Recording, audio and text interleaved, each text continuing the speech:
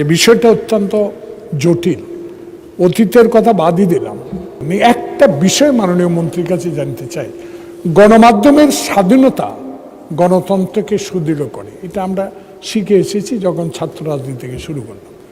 এই সরকারের আমলে আমরা এই 100 দিনে যেটা দেখেছি, আমার বিনীত অনুরোধ থাকবে আপনার মাধ্যমে, মাননীয় তথ্যমন্ত্রী যদি সকল উপজেলায় ইউনিয়ন লেভেলে পর্যন্ত এখন সাংবাদিকের কার্ড পাওয়া যায়, সাংবাদিক সে রিপোর্টারও না, মেট্রিক পাসও না, ইউটিউবের মাধ্যমে যা ইচ্ছা তাই লিখে যাচ্ছে।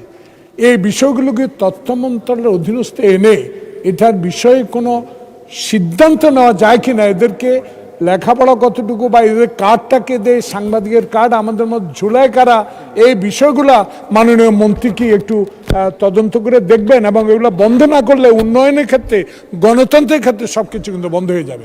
অনুগ্রহ করে এই বিষয়ে একটু ব্যবস্থা গ্রহণ করবেন।